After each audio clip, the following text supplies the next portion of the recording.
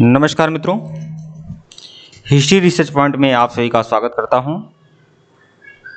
Bihar state teacher भर्ती Bihar state का class चल रहा है, इतिहास का पेपर 2 का, और यह तीसरा लेक्चर है। मित्रों, सब्जेक्ट वाइज सिलेबस वाइज सारा का सारा मटेरियल आप लोग को दिया जा रहा है। सिलेबस वाइज सारा का सारा मटेरियल दिया जा रहा है। और सिंधु घाटी सभ्यता, मौर्य साम्राज्य से संबंधित वीडियो दिए जा चुके हैं। यह तीसरा लेक्चर वीडियो है और यह जो लेक्चर वीडियो है ये मौर्य काल का है। मतलब बिहार स्टेट पेपर 2 इतिहास विषय की पूरी तैयारी कराई जा रही है। पूरी तैयारी हमारे द्वारा कराई जा रही है। सिंधु घाटी सभ्यता और मौर्य काल आपका कंप्लीट हो चुका है। आज पुनर्जागरण काल देखेंगे। सबसे पहले बात आप लोगों से यह कहना चाहेंगे, जो भी लोग हिस्ट्री रिसर्च पॉइंट से जुड़े हुए हैं, टेलीग्राम आप सभी लोग ज्वाइन कर लीजिएगा। टेलीग्राम का लिंक डिस्क्रिप्शन में दिया गया है। सभी लोगों को टेलीग्राम बिल्कुल ज्वाइन करना है। लिंक डिस्क्रिप्शन में है टेलीग्राम का, बिल्कुल ज्वाइन कर लीजिएगा। और देखिए, इतिहास विषय का तैयारी करना चाहते हैं पेपर 2 का, पूरी तैयारी कर सकते हैं आप लोग। हमारा ऑफिशियल व्हाट्सएप नंबर ऊपर दिया हुआ है और यहाँ पर भी हमारा ऑफिशियल व्हाट्सएप नंबर है। ठीक है, हमारा ऑफिशियल व्हाट्सएप नंबर यहाँ पर भी शो हो रहा है, 8318397276 हमारा ऑफिशियल व्हाट्सएप नंबर है। मैसेज जरूर करिएगा और यह पूरा का पूरा मटेरियल आपको मिल जाएगा। पेपर 2 का पूरा कंप्लीट नोट्स आपको दूंगा। Ancient history, medieval history, modern history, world history से संबंधित वन लाइनर सीरीज भी दूंगा और आपको 5500 वन लाइनर सीरीज मिलेगी। साथ ही साथ 1375 एमसीक्यू मिलेगा और साथ ही साथ यूनिट वाइड ये सारे के सारे नोट्स आपको उपलब्ध हो जाएंगे। सारे के सारे नोट्स आपको उपलब्ध हो जाएंगे। ठीक है, और ओनली 200, समय बहुत कम है, ओनली 200 में आपको सारे मटेरियल मिलेंगे। तो जितने भी लोग देख पा रहे हैं, सुन पा रहे हैं, पैसा बहुत ज़्यादा नहीं है, फीस बहुत ज़्यादा नहीं है, ओनली 200 है। आप लोग हमारे ऑफिशियल व्हाट्सएप नंबर पर मैसेज कर लीजिएगा। ठीक है, मैसेज जरूर करिएगा। ठीक है, मतलब कॉल कभी जल्दी अटेंड नहीं होता है, तो आप लोग मैसेज कर लेंगे तो जवाब मिल जाएगा आपको। आइए शुरुआत करते हैं। तीसरा लेक्चर वीडियो है और इसके पहले का वीडियो नहीं देखे हैं तो प्लेलिस्ट में जाइएगा। बीएसईबी स्टेट पेपर 2 के नाम से प्लेलिस्ट बनी हुई है, पेपर 2 हिस्ट्री। आप लोग जाइएगा और सभी प्लेलिस्ट के सभी वीडियो को फॉलो करिएगा। ठीक है, एक बात और आप लोगों से कहना चाहूँगा, हिस्ट्री रिसर्च पॉइंट एक ऐसा यूट्यूब चैनल है जो सिलेबस वाइज सारा का सारा मटेरियल आपको दिया जा रहा है। जैसे कि मैं आपको बता दूं, हमारा यह पूर्ण विश्वास है, अगर पेपर 2 में हिस्ट्री का अगर यह पुनर्जागरण से संबंधित प्रश्न आए, अगर एक प्रश्न आएगा तब भी इसी नोट से आएगा, इसी वीडियो से आएगा, गारंटी लेकर बोल सकता हूं। 5 क्वेश्चन आए तभी इसी से आएंगे, 10 क्वेश्चन भी आए तो ध्यान रखिएगा इसी वीडियो से आएंगे।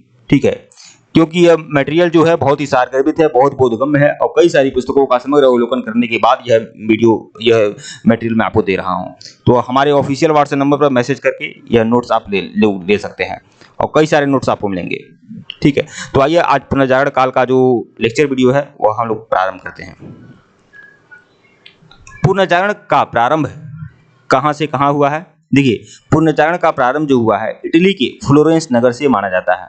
बहुत ही टिपिकल प्रश्न है, परीक्षाओं में बार बार पूछे जाने वाले प्रश्न है कि पुनर्जागरण की शुरुआत कहाँ से हुई थी। तो इटली के फ्लोरेंस नगर से इसकी शुरुआत मानी जाती है।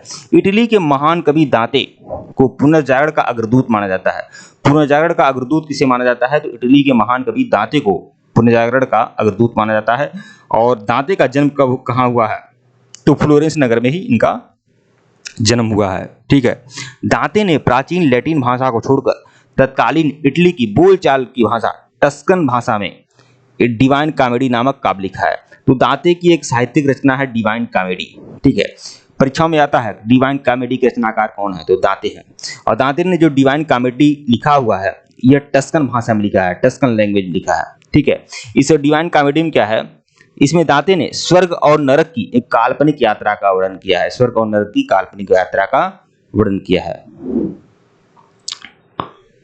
दांते के बाद पुनर्जागरण की भावना का प्रथम श्रेय देने वाला दूसरा व्यक्ति कौन था? पेट्रार्क। मतलब दांते के बाद पुनर्जागरण की भावना की पूर्ण व्यक्ति करने वाले कौन थे? पेट्रार्क महोदय थे। ठीक है, पेट्रार्क को मानवतावाद का संस्थापक माना जाता है। मानवतावाद के संस्थापक कौन थे? पेट्रार्क महोदय। और यह भी इटली के ही निवासी थे, दांते भी इटली के ही थे। तो इटली के फ्लोरेंस नगर से ही पुनर्जागरण की शुरुआत ही हुई थी। इटालियन गद्य का जनक किसे माना जाता है? तो इटालियन गद्य का जनक है बोकेशियो। एक कहानीकार लिखा है, कहानीकार होगा, कहानीकार। तो इटालियन गद्य का जनक कहानीकार मतलब स्टोरी लिखने वाले कहानीकार बोकेशियो को माना जाता है। ये इटालियन गद्य के जनक थे। कहानीकार बोकेशियो की डेकामेरॉन प्रसिद्ध पुस्तक है। तो बोकेशियो की एक प्रसिद्ध रचना है डेकामेरॉन। तो डेकामेरॉन इनकी प्रसिद्ध रचना है। पुनर्जागरण से संबंधित जितना भी प्रश्न आएंगे यहीं से आएंगे, बहुत ही अच्छे तरीके से तैयार किया जा रहा है। आधुनिक विश्व का प्रथम राजनीतिक चिंतक फ्लोरेंस निवासी मैकियावेली को माना जाता है। मैकियावेली ही, फ्लोरेंस निवासी मैकियावेली ही आधुनिक विश्व का पहला राजनीतिक चिंतक था, मैकियावेली। मैकियावेली की प्रसिद्ध पुस्तक द प्रिंस किसकी पुस्तक है? मैकियावेली की पुस्तक है, जो राज्य का एक नवीन चित्र प्रस्तुत करती है। आधुनिक राजनीतिक दर्शन का जनक किसे माना जाता है? तो आधुनिक राजनीतिक दर्शन का जो जनक थे वह मैकियावेली ही थे। पुनर्जागरण की पूर्ण अभिव्यक्ति इटली के 3 कलाकारों में देखने में मिलती है। वह 3 कलाकार कौन थे? लियोनार्डो दा विंची थे, माइकल एंजेलो और राफेल। ये 3 बड़े कलाकार थे, Leonardo da Vinci, Michael Angelo और राफेल। ठीक है। लियोनार्डो दा विंची एक बहुमुखी प्रतिभा संपन्न व्यक्ति थे। देखिए, लियोनार्डो दा विंची वह व्यक्ति थे जो एक साथ कई प्रतिभा इनके पास था। यह चित्रकार भी थे, मूर्तिकार भी थे, इंजीनियर भी थे, वैज्ञानिक थे, दार्शनिक थे, कवि थे, गायक थे, बहुत कुछ थे लियोनार्डो दा विंची। ठीक है। लियोनार्डो दा विंची की कुछ प्रसिद्ध रचना है द लास्ट सपर इनकी प्रसिद्ध रचना है लियोनार्डो दा विंची की। और मोनालिसा भी है इनकी प्रसिद्ध रचना। यह अमर चित्र है। द लास्ट सपर भी एक चित्र है और ऐसे चित्र बनाया गया है लास्ट सपर। और मोनालिसा भी इनका ही चित्र है, लियोनार्डो दा विंची का। माइकल एंजेलो भी एक अद्भुत मूर्तिकार और चित्रकार थे। तो देखिए, माइकल एंजेलो की का कौन सी कृति है? द लास्ट जजमेंट किसका है? माइकल एंजेलो का। द लास्ट जजमेंट जो है वो माइकल एंजेलो का है। और द फॉल ऑफ मैन भी माइकल एंजेलो का है। The fall of man Michael Angelo का है। ये दोनों कृतियां जो हैं माइकल एंजेलो की हैं। सिस्तान के गिरजाघर की छत पर माइकल एंजेलो के द्वारा चित्र बनाए गए हैं। यह भी मोस्ट इंपॉर्टेंट है। सिस्तान के गिरजाघर की छत पर माइकल एंजेलो के द्वारा ही चित्र बनाए गए हैं। राफेल भी इटली का एक प्रसिद्ध चित्रकार था। इसकी सर्वश्रेष्ठ कृति जीसस क्राइस्ट की माता मैडोना का चित्र है। तो जीसस क्राइस्ट की माता मैडोना का चित्र किसने बनाया है? तो राफेल ने बनाया था, राफेल ने। ठीक है, यह आता है परीक्षा में। पुनर्जागरण काल में चित्रकला का जनक कौन था? जियाटो। देखिए, जंक लिखा हुआ है, जनक है, मतलब पुनर्जागरण काल में चित्रकला का जनक किसे माना जाता है? जियाटो को माना जाता है, जियाटो को। पुनर्जागरण काल का सर्वश्रेष्ठ निबंधकार कौन है? तो इंग्लैंड का फ्रांसिस बेकन, ये जो है ये सर्वश्रेष्ठ निबंधकार था। हॉलैंड के इरास्मस ने अपनी पुस्तक द प्रेस ऑफ होली में व्यंग्यात्मक ढंग से पादरियों के अनैतिक जीवन और ईसाई धर्म की कुरीतियों पर प्रहार किया है। तो देखिए, द प्रेस ऑफ होली यह क्या है? एक व्यंग्यात्मक पुस्तक है। और यह पुस्तक किसने लिखा था? इरास्मस ने लिखा था, जो हॉलैंड का था। ठीक है। और इस द प्रेस ऑफ होली में क्या है? पादरियों के अनैतिक जीवन और ईसाई धर्म की कुरीतियों पर यह पुस्तक लिखी गई है इरास्मस के द्वारा। इंग्लैंड के लेखक टॉमस मूर ने अपनी पुस्तक यूटोपिया में आदर्श समाज का चित्र प्रस्तुत किया है। तो यूटोपिया किसकी पुस्तक है? टॉमस मूर की पुस्तक है। टॉमस मूर जो थे इंग्लैंड के थे। मार्टिन लूथर ने जर्मन भाषा में बाइबल का अनुवाद किया है। जर्मन भाषा में बाइबल का अनुवाद किसने किया है? मार्टिन लूथर ने। रोमियो एंड जूलियट शेक्सपियर की अमर कृति है। तो शेक्सपियर की अमर कृति है रोमियो एंड जूलियट। और शेक्सपियर कहाँ के थे? इंग्लैंड के थे।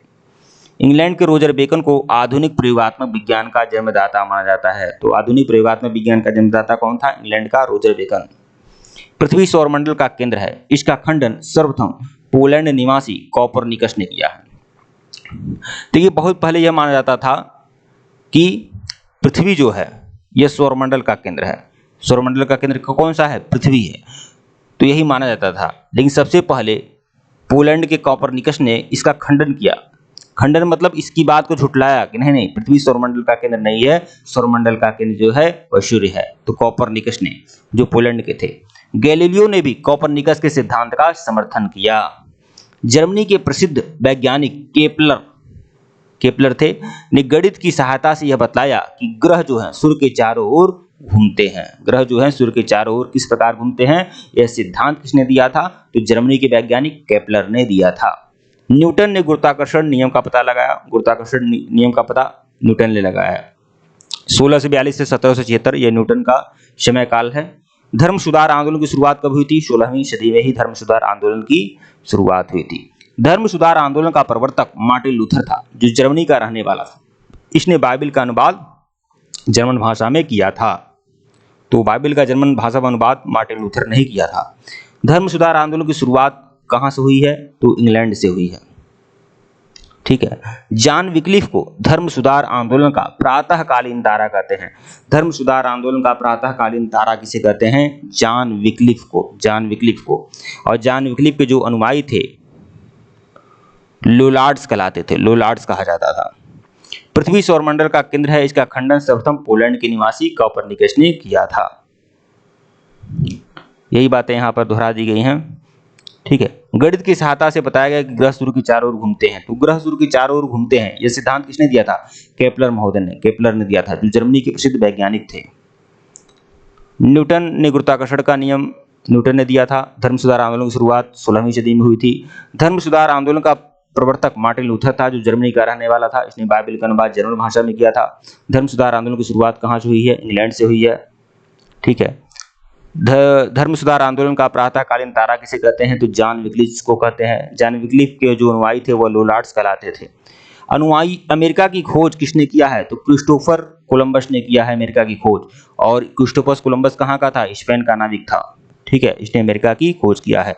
अमेरिका का नाम अमेरिका कैसे पड़ा? तो इटली का एक नाविक था अमेरिगो वेस्पुसी। अमेरिगो वेस्पुसी के नाम पर इस देश का नाम अमेरिका रखा गया। प्रशांत महासागर का नामकरण किसने किया था? स्पेन का नाविक था मैगलन। स्पेन का नाविक जो मैगलन था, इसने प्रशांत महासागर का नामकरण किया था। ठीक है। स्पेन का नाविक मैगलन ने। ठीक है मित्रों, वीडियो को लाइक और चैनल को सब्सक्राइब करेगा। टेलीग्राम बिल्कुल ज्वाइन करेगा, लिंक डिस्क्रिप्शन में दिया गया है। अगर इसके पहले का वीडियो नहीं देखे हैं तो प्लेलिस्ट में जाइएगा और टेलीग्राम बिल्कुल ज्वाइन करेगा। ठीक है। देखिए हमारा ऑफिशियल व्हाट्सएप नंबर है, आप मैसेज कर सकते हैं। पेपर 2 का पूरा मटेरियल आपको दिया जाएगा हिस्ट्री का, और ओनली 200 रुपया चार्ज है। आप मैसेज करिएगा। ठीक है। 8318397276 पूरा ऑफिशियल व्हाट्सएप नंबर पर मैसेज करिएगा, आपको पूरा मटेरियल दिया जाएगा। धन्यवाद आप लोग को।